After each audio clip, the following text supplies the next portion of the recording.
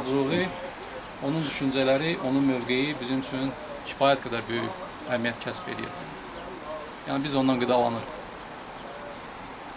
Və o çox böyük qəhrəmanlıq edir. Çox böyük qəhrəmanlıq edir. Və onun davamçıları çoxdur. Bugün 9 nəfər həbsxanadadır jurnalistlərdən, 5 nəfər sosial şəbəkə fəalları idi. Başqa jurnalistlər xeyli təqibə qalmış var. Xeyli jurnalistlər son 5 ildə zindanlardan keçib. Bugün bizdə Əvəz bəy Zeynalov da buradadır, bizlə bir yerdə. Çox çətindir. Amma hesab edirəm ki, azad jurnalistikanın təmsilçiləri çox şanlı bir dövr yaşayır.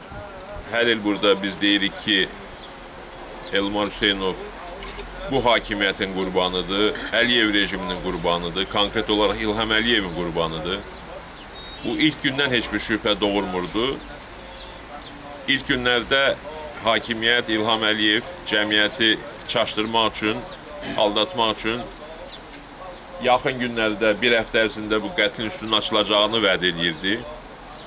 Mən xatırlayıram ki, rəhmətli Sabir dayı nə cür səbirlə gözləyirdi o bir həftənin bitməsini. Sonra həftələr, aylar, illərə çevrildi. Amma bugünə qədər də bu məsələdə nöqtə qoyulmuyor. Əslində, icraçılar da üzə çıxarılıb, yenə də qəhrəman fədakar jurnalistlərin fəaliyyəti nəticəsində bu qətlin icraçıları da ifşa edilibdir və bu qətlin təşkilatçıları da bəllidir. Ancaq onların qanun qarşısında cavab verməsi təmin edilməyib. Azərbaycan mətbuatı elə Elmarın qətlə yetirildiyi 2005-ci illə müqayisədə 10 il ərzində, bəlkə də 100 il geri gedir. Və biz mətbu nümunələr olaraq qalib nümunələr ortaya qoya bilmirik. Həmin kapitanlar sıradan çıxır, generallar sıradan çıxır.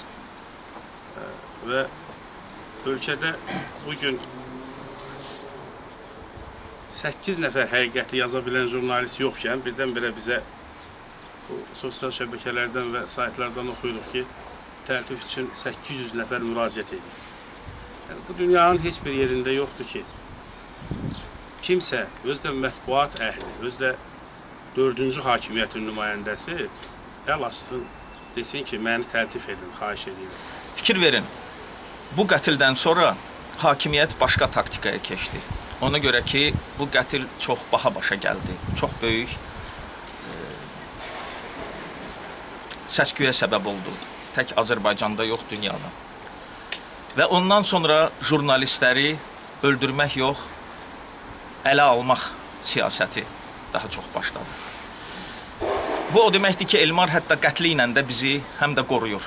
Həqiqəti yazmağa çalışan, həqiqəti yazmaq istəyən, yazmağa cəsarəti çatan jurnalistləri. Mən inanıram ki, vaxt gələcək, nəinki qatillər tapılacaq, hətta cəzalandıracaq da, yəni elə də uzaq gələcəkdə olmayacaq. Bəlkə də mən idealistəm, bəlkə də sadəlöfəm, amma mən buna inanıram. İstintaqın gedişinlə bağlı nə deyə bilərsiniz? Sizə məlumat verirlərmi, nə yerdədir? Vallahi o işdən elə, o vaxtdan elə kişi də deyildi.